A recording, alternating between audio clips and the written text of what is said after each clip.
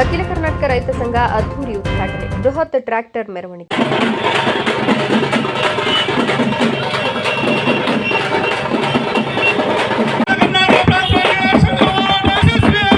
ಯಶಸ್ವಿಯಾಗಲಿ.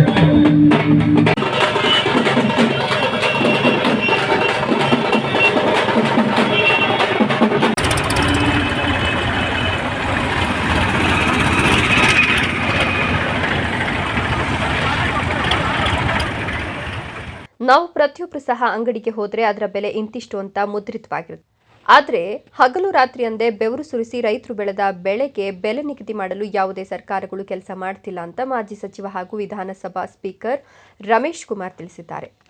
ಭಾಗ್ಯನಗರ ಪಟ್ಟಣದ ಡಿವಿಜಿ ಮುಖ್ಯ ರಸ್ತೆಯಲ್ಲಿ ಆಯೋಜಿಸಲಾಗಿದ್ದ ಅಖಿಲ ಕರ್ನಾಟಕ ರೈತ ಸಂಘ ಉದ್ಘಾಟನಾ ಕಾರ್ಯಕ್ರಮದಲ್ಲಿ ಭಾಗವಹಿಸಿ ಮಾತನಾಡಿದ ಅವರು, ರೈತರು ಬೆಳೆದ ಬೆಳೆಗೆ ಯಾವಾಗ ದರ ನಿಗದಿಯಾಗುತ್ತೋ ಅಂದು ರೈತರ ಬದುಕು ಹಸನಾಗುತ್ತೆ. ಅಲ್ಲಿಯ ತನಕ ರೈತನ ಬೆವರಿಗೆ ಬೆಲೆ ಇಲ್ಲದಂತಾಗ್ತದೆ. ಎಲ್ಲಕ್ಕೂ ಬೆಲೆ ಕಟ್ಟುವ ಕಂಪನಿಗಳು ರೈತರು ಬೆವರು ಸುರಿಸಿ ತಾವು ಬೆಳೆದ ಬೆಳೆಗೆ ಯಾಕೆ ಸರ್ಕಾರಗಳು ಬೆಲೆ ಕಟ್ಟಬಾರದು? ರೈತರು ಬೆಳೆಗಳಿಗೆ ಬಳಸುವ ರಸಗೊಬ್ಬರಗಳು, ಔಷಧಿಗಳು, ಬಿತ್ತನೆ ಬೀಜಗಳು ಎಲ್ಲವೂ ಸಹ ಆ ಕಂಪನಿಗಳ ಮಾಲೀಕರು ದರ ನಿಗದಿ ಮಾಡ್ತಾರೆ. ಇದರ ಬಗ್ಗೆ ಯಾವುದೇ ಸರ್ಕಾರ ಕೂಡ ಗಣನೆಗೆ ತೆಗೆದುಕೊಳ್ಳದೆ ತಮ್ಮ ಪಾಡಿಗೆ ಇರುತ್ತೆ. ಯಾವತ್ತೂ ರಸಗೊಬ್ಬರಗಳಿಗೂ ಔಷಧಿಗಳಿಗೂ ಸರ್ಕಾರವೇ ದರ ನಿಗದಿ ಮಾಡಲು ಮುಂದಾಗಬೇಕು. ರೈತರು ಬೆಳೆದ ಬೆಳೆಯನ್ನ ಸರ್ಕಾರವೇ ಖರೀದಿ ಮಾಡ್ತೇವೆ ಅಂತ ಮುಂದೆ ಬರಬೇಕು. ಆಗ ಮಾತ್ರ ರೈತರ ಬೆವರಿಗೆ ಬೆಲೆ ಸಿಕ್ಕಂತೆ. ದೊಡ್ಡ ದೊಡ್ಡ ಕುಳಗಳು ಲಕ್ಷಾಂತರ ಕೋಟಿ ರೂಪಾಯಿ ಸಾಲ ಮಾಡಿ ದೇಶ ವಿದೇಶಗಳಲ್ಲಿ ಜೀವನ ಮಾಡ್ತಾರೆ. ಆದರೆ ಬೆಳೆಗಾಗಿ ರೈತ ಸಾಲ ಮಾಡಿ ಬೆಳೆದ ಬೆಳೆಗೆ ದರ ಸಿಗದೆ ಕಟ್ಟದೇ ಇದ್ದಲ್ಲಿ ಆ ರೈತನ ಮೇಲೆ ಒತ್ತಡ ಇರ್ತಾರೆ. ಆದರೆ ಬೆಳೆಗಾಗಿ ರೈತ ಸಾಲ ಮಾಡಿ ಬೆಳೆದ ಬೆಳೆಗೆ ದರ ಸಿಗದೆ ಕಟ್ಟದೇ ಇದ್ದಲ್ಲಿ ಆ ರೈತನ ಮೇಲೆ ಒತ್ತಡ ಹೇರ್ತಾರೆ. ಮಾನ ಮರ್ಯಾದೆಗೆ ಹೆದರಿ ರೈತ ಆತ್ಮಹತ್ಯೆಗೆ ಶರಣಾಗ್ತಾನೆ. ಇದು ಇವತ್ತಿನ ಸ್ಥಿತಿ. ಅಂತಹ ಸಂದರ್ಭದಲ್ಲಿ AKRS ಸಂಘ ಅವರ ಬೆಂಬಲಕ್ಕೆ ನಿಲ್ಲಬೇಕು. రైతు పండిన పంట వానికి ఏ పంట అయిపోని వానికి ఏం ఖర్చు పడుతుంది? ఇత్తనానికి కావచ్చు, ఎరువు కావచ్చు, మందు కావచ్చు, లేబర్ కావచ్చు, మెషినరీ కావచ్చు, మొత్తం లెక్కే వాని బిడ్డ పాప కూడా బతకలు కదా. దానికి రేట్ ఫిక్స్ చేయి. డిప్యూటీ కమిషనర్ చైర్మన్ చేయండి. ఎమ్మెల్యేలు ఉండి, రైతు ప్రతినిధులు ఉండి, ఆడబిడ్డలు ఉండి, కూలి చేసేవాళ్ళు ఉండి, SC STలు అందరూ ఉండి కమిటీలో అందరినీ మంచి చెడ్డ కళ్యాణం అంతా లెక్కేసి టోటల్ ఇంత టొమాటో అయితే ఇంతకు అమ్మచ్చు. 300 రూపాయలు తక్కువ అమ్మితే టొమాటో గిట్టదు. ఒట్టి రేట్ అనౌన్స్ చేసేదే కాదు, కమిషన్ ఏజెంట్లు, బ్రోకర్లు రైతు గొంతు పిసికేదాన్ని చేసినప్పుడు వాడి చేయి ఎనికి లాగి నేను కొంటానని చెప్పిన దమ్ముండే గవర్నమెంట్ మనం తీసుకురావాలి. అప్పుడేమవుతుంది? రైతుకు లాస్ వచ్చింది. రైతు ధైర్యంగా నీ దగ్గరికి వస్తారు. అప్పుడు ఈ కమిషన్ ఏజెంట్లు కంట్రోల్కి వస్తారు. ఇప్పుడు ఎవరు వ్యవసాయం చేసి బాగవుతున్నది ఎవరు లేదు. ಶಾಸಕ SN ಸುಬ್ಬಾರೆಡ್ಡಿ ಮಾತನಾಡಿ, ಈ ಭಾಗಕ್ಕೆ ರೈತರ ಪರವಾಗಿ ಧ್ವನಿ ಎತ್ತುವ ಒಂದು ಸಂಘ ಅವಶ್ಯಕತೆ ಇತ್ತು ಅಂತ ಅಖಿಲ ಕರ್ನಾಟಕ ರೈತ ಸಂಘ ಉದ್ಘಾಟನೆಗೊಂಡು ಹಿಂದುಳಿದ ವಿಭಾಗದ ಚೇಳೂರು, ಭಾಗ್ಯನಗರ, ಬಂಡೆ ಸೇರಿದಂತೆ ಈ ಭಾಗದ ಎಲ್ಲ ರೈತರ ಸಮಸ್ಯೆಗಳಿಗೆ ಯುವ ಜನತೆ ನನಗೆ ಆ ಹೀರೋ ಈ ಹೀರೋ ಅಂತ ಹೇಳ್ತಾರೆ. ಆದರೆ ನಿಜವಾದ ಹೀರೋ ನಮಗೆ ಜೀವನ ಪರ್ಯಂತ ಅನ್ನವನ್ನ ನೀಡುವ ಅನ್ನದಾತ ರೈತರು ಇಲ್ಲ ಅಂದ್ರೆ ಇಡೀ ದೇಶವೇ ಇಲ್ಲ ಅಂತ ಅವರ ಸಮಸ್ಯೆಗಳಿಗೆ ಸ್ಪಂದಿಸುವ ನಿಟ್ಟಿನಲ್ಲಿ AKRS ಸಂಘಟನೆ ಗ್ರಾಮೀಣ ಮಟ್ಟದಿಂದ ರೈತರ ಸಮಸ್ಯೆಗಳಿಗೆ ಪರಿಹಾರ ಕೊಡಿಸುವ ನಿಟ್ಟಿನಲ್ಲಿ ಪ್ರಾಮಾಣಿಕವಾಗಿ ಕೆಲಸ ಮಾಡಬೇಕು. ನಿಜಕ್ಕೂ ಇಂದು ನಮ್ಮ ಆತ್ಮೀಯರಾದಂತಹ ವಿಧಾನಸಭಾ ಸ್ಪೀಕರ್ ಕೆ ರಮೇಶ್ ಕುಮಾರ್ ಅವರು ಯಾವುದೇ ಭೇದ ಭಾವ ಇಲ್ಲದೆ ನೇರವಾಗಿ ಮಾತನಾಡುವ ವ್ಯಕ್ತಿತ್ವ. ಅವರು ವಿಧಾನಸಭೆಯಲ್ಲಿ ಮಾತನಾಡ್ತಿದ್ರೆ ಎಲ್ಲರೂ ಕೂಡ ಸಹನೆಯಿಂದ ಕೇಳ್ತಿದ್ರು. ಅಷ್ಟು ಕಟುವಾಗಿ ಅವರು ಮಾತನಾಡ್ತಿದ್ರು. ಇನ್ನು ಉದ್ಘಾಟನೆ ಮಾಡಿರುವ AKRS ಸಂಘಟನೆ ಇನ್ನಷ್ಟು ವಿಸ್ತಾರವಾಗಿ ರೈತರಿಗೆ ಬೆನ್ನೆಲುಬಾಗಿ ಕೆಲಸ ಮಾಡಲಿ. యువకులు నాకు ఆ ఫిలిం యాక్టర్ హీరో, ఈ ఫిలిం యాక్టర్ హీరో అంటారు. నిజమైన హీరో ఎవరంటే మన రైతు. నేను చెప్తాను ఎలాంటి వాళ్ళంటే 2.5 అవర్ హీరోలు అయితే పాపం మన రైతులు పుట్టినించి వచ్చాక హీరోలే మనకి. ఆ హీరో వాన్ సంపాదన చూస్తే ఈ హీరో మన కడుపుకి అన్నం పెట్టేట్లా హీరో. ఈ హీరో దానికి నిజంగా ఇంకా గవర్నమెంట్లు రైతుల పరంగా ఉండొచ్చింది వస్తుంది. కానీ ఇప్పుడు మేము ఇక్కడ ఒక రైతు గీత పాటిస్తుంది.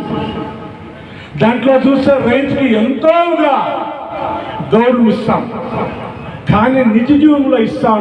నా బాధ ఇప్పుడు రైతు అన్నం పెట్టే అట్లా మనిషికి ఏడైనా పోని విఐపి ఒక హోదా ఉండాలనంట నా ఆశ. ఎలాంటి కడుపు అన్నం పెట్టేవాడు అట్లా తీసిపెట్టి మనం వేరే వాళ్ళకి గౌరవిస్తే అది మంచిది కాదేమో అంటే నా వైయక్తిక అభిప్రాయం. దానికి ఇట్లా ఒక రైతు పరముగా ఈ సంఘటన ఉండొచ్చు, మనము ఉండొచ్చు. ఒక రైతుకి సహాయం చేస్తే ఆ దేవునికి మనము ఒక భక్తి ఇచ్చినట్లంటే బాగా జ్ఞాపకం పెట్టుకోండి. దానికి మీరందరూ అంటే ముందు దినాల్లో మా సంఘటన భాగ్యపల్లి ఉంటుంది. రైతుల పరంగా ఏమేమి ఉండి మీరు రావాలా పనులు చేసుకోవాలని చెప్తా. తిరిగి మా ರಮೇಶ್ ಕುಮಾರ್ ಸರ್ వచ్చిండారు ಸಮೇತರ ಪಾಪ ಅಷ್ಟು ಅಮಾಯಕರು ನಮ್ಮ ಭಾಗದಲ್ಲಿದ್ದಾರೆ. ಅಂತರ ಧ್ವನಿಯಾಗಿರಬೇಕು. ಈ ಭಾಗದಲ್ಲಿ ಎಲ್ಲ ಸರ್ಕಾರ ಯಾವುದಿದ್ರೂ ಪರವಾಗಿಲ್ಲ.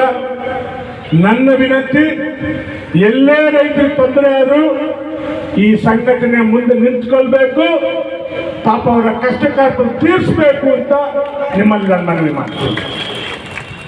ಹಾಗೆ ಒಂದು ಮಾಧ್ಯಮದ ದಯವಿಟ್ಟು ಕ್ಷಮಿಸಿ ಸ್ವಲ್ಪ ತೆಲುಗಲ್ಲಿ ಮಾತನಾಡಿ. ಅಖಿಲ ಕರ್ನಾಟಕ ರೈತ ಸಂಘ ಜಿಲ್ಲಾ ಸಂಚಾಲಕ ಮಂಜುನಾಥ ರೆಡ್ಡಿ ಮಾತನಾಡಿ, ರೈತರಿಗೆ ಹಸಿವು, ಬಿಸಿಲು, ಚಳಿ, ಮಳೆ, ಗಾಳಿಯಂತೆ ದುಡಿಯುವ ರೈತರಿಗೆ ಇಂದು ದೇಶದಲ್ಲಿ ಆತ್ಮಹತ್ಯೆಗಳಿಗೆ ಕಾರಣವಾಗ್ತದೆ. ಕಾರಣ ರೈತರು ಬೆಳೆದ ಬೆಳೆಗೆ ಸರಿಯಾದ ಬೆಲೆ ಸಿಗದೆ ಬೀದಿ ಪಾಲಾಗುವ ಪರಿಸ್ಥಿತಿ ಬಂದಿದೆ. ಇದಕ್ಕೆ ಕಾರಣ ಕಾರ್ಪೊರೇಟ್ ಕಂಪನಿಗಳು, ಈ ಸರ್ಕಾರಗಳ ನೀತಿ ನಿಯಮಗಳು ಆರ್ಥಿಕ ಸಂಕಷ್ಟಕ್ಕೆ ಸಿಲುಕಿ ನಲುಗ್ತಿದ್ದಾನೆ. ರೈತರ ಆದಾಯ ದ್ವಿಗುಣ ಮಾಡ್ತೇವೆ ಅಂತ ಹೇಳಿದ ಸರ್ಕಾರಗಳು ಆದಾಯ ಯಾವುದೂ ಇಲ್ಲದೆ ಎಲ್ಲ ಬೆಲೆಗಳು ಗಗನಕ್ಕೇರಿವೆ ಎಂದರು. ಕ್ಷೇತ್ರದ ಸುತ್ತಮುತ್ತಲಿನ ಅನ್ನದಾತರು ಸುಮಾರು 200ಕ್ಕೂ ಹೆಚ್ಚು ಟ್ರ್ಯಾಕ್ಟರ್ಗಳ ಮೂಲಕ ಪಟ್ಟಣದ ನ್ಯಾಷನಲ್ ಕಾಲೇಜು ಮುಂಭಾಗದಿಂದ ಟಿಬಿ ಕ್ರಾಸ್ವರೆಗೂ ಬೃಹತ್ ಟ್ರ್ಯಾಕ್ಟರ್ ಮೆರವಣಿಗೆ ನಡೆಸಿ ಸಾವಿರಾರು ಮಂದಿ ರೈತರು ಭಾಗವಹಿಸಿದ್ರು. ನಮ್ಮ ಮೋದಿ ಅವರು ಹೇಳ್ತಾ ಇದ್ರು 2016 ನಮ್ಮ ದೇಶದ ತುಂಬಾ ನಿರೀಕ್ಷೆಯಲ್ಲಿದ್ರು. ಏನ್ ಹೇಳಿದ್ರು ಮೋದಿ ಅವರು? 2022ಕ್ಕೆ ಈ ದೇಶದ ರೈತರ ಆದಾಯವನ್ನು ನಾವು ದ್ವಿಗುಣ ಮಾಡ್ತೀವಿ ಅಂತ ಹೇಳಿದ್ರು. ಈ ದೇಶದ ಜನ ನಂಬಿದ್ರು. ನಿಜ ಇರ್ಬೋದು, ಈ ಹಿಂದೆ ಇರ್ತಕ್ಕಂಥ ಸರ್ಕಾರಗಳು ನಮಗೆ ಆದಾಯ ತಂದುಕೊಳ್ಳಿಕ್ಕೆ ವಿಫಲ ಆಗಿದ್ದಾವೆ. ಮೋದಿ ಅವರು ಬಂದಿದ್ದಾರೆ, ಇವ್ರಿಗೆ 56 ಇಂಚ್ ಇದೆ, ಖಂಡಿತ ನಮ್ಮ ಆದಾಯ ದ್ವಿಗುಣ ಆಗ್ತದೆ ಅಂತ ಜನ ನಂಬಿದ್ರು. ಆಗಿದೆಯಾ ನಮ್ಗೆ ಆದಾಯ ದ್ವಿಗುಣ ರೈತರೇ? ಆಗಿದೆಯಾ ಇಲ್ಲ ಯಾರಿಗಾದ್ರು? ಇಲ್ಲ. ದ್ವಿಗುಣದ ಬದಲು ಏನಾಗಿದೆ?